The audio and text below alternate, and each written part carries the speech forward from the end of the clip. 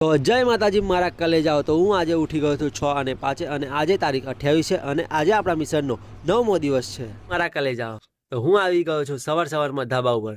કેમ તમને ખબર જ છે કે સવારમાં વાતાવરણ કેટલું મસ્ત હોય અને સવારમાં આટલા મસ્ત વાતાવરણમાં વાંચવાની મજા બી કંઈક અલગ જ હોય। તો હાલો મારા કલેજાઓ થોડુંક વ્યાયામ કરી લઈએ અને પછી વાંચવાનું શરૂ કરી દઈએ।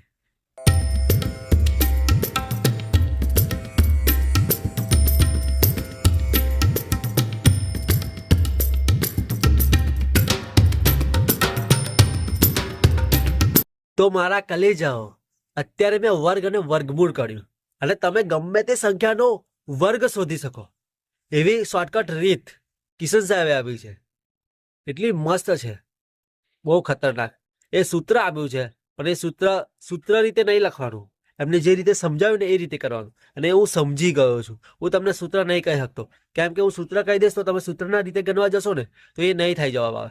એ કિશન સરે એકદમ મસ્ત યુટ્યુબ પર વિડીયો છે, તમે જોઈ લો કિશન સરનો, બહુ મસ્ત અને બહુ સરસ રીતે સમજાવ્યું છે અને સરસ છે। તમે ખાલી 30 સેકન્ડમાં જવાબ લાવી દેશો, વારે નહીં લાગે। ગમે તે સંખ્યા મતલબ કે ગમે તે સંખ્યા હશે ને એનો તમે વર્ગ શોધી શકશો। એટલું સરળ અને એટલું મસ્ત કિશન સાહેબે સમજાવ્યું છે। તો હું કિશન સરના બધા વિડીયો જોઉં છું, મસ્ત સમજાવે છે સર।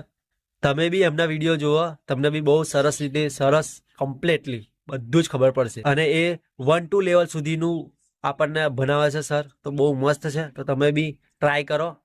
તો હાલો મારા કલેજાઓ હવે નીચે જઈએ। 8:30 ઉપર થઈ ગયું છે, લગભગ 9 વાગવા આવ્યા છે।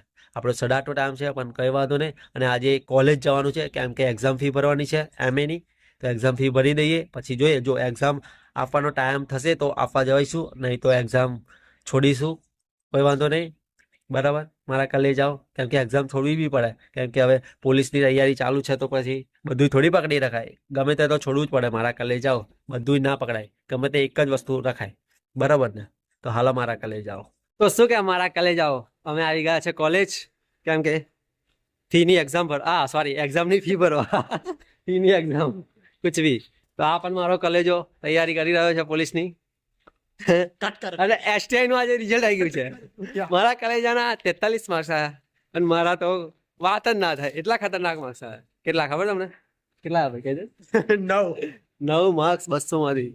મારા કલેજા મને અફસોસ થાય છે, શું લખ્યું, શું ટીક કર્યું, તો મારા 9 જ માર્ક્સ આવ્યા ખાલી 100%। પણ કારણ એ હતું કે કશું વાંચ્યા વગર જ ગયા હતા, ખાલી અનુભવ લેવા ગયા હતા કે 200 માર્ક્સનું પેપર કઈ રીતે આપવું એ અનુભવ લેવા જ ગયા હતા, એટલે કોઈ ટેન્શન નહીં આપણને। તો હાલો હવે ઝેરોક્સ કઢાવીને ફી ભરીને ઘરે જઈને પછી વાંચીશ। તો મારા કલેજા હું કોલેજથી 3 વાગે આવ્યો અને પછી સૂઈ ગયો હતો અને સૂઈ ગયો તો અત્યારે કેટલા થઈ ગયા, 5 વાગે ઉઠ્યો, પછી ફ્રેશ થયો અને પછી અહીંયા વાંચવા આવી ગયો છું। જોઈ લો વાંચવા આવી ગયો છું અને 5:30 વાગે વાંચવા બેઠો છું।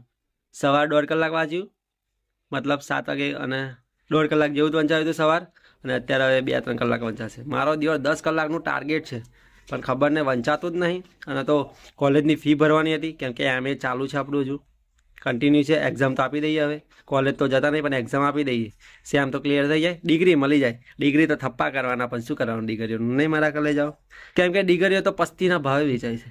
કેટલા લોકો ડિગ્રીઓ લેશે વર્ષે, હે કઈથી જોબ મળે લોકોને? શું જોવા ભાઈ તું, હે આ જો તો શું જોવા ભાઈ, ये क्या देख रहे हो तुम लोग? जाओ अपना काम करो बच्चों, हमको पढ़ाई लिखाई करने दो। आय हाँ, તો હાલો મારા કલેજાઓ હવે વાંચવા માંડીએ। વર્ગ અને વર્ગમૂળ થોડુંક બાકી છે, એ પૂરું કરી લઈએ। વિડીયો જોવાનો બાકી છે કિશન સરનો, તો હાલો જોઈ લઈએ પછી એનું રિવિઝન કરીએ। બહુ મસ્ત કિશન સરે સમજાવ્યું છે, હાલો।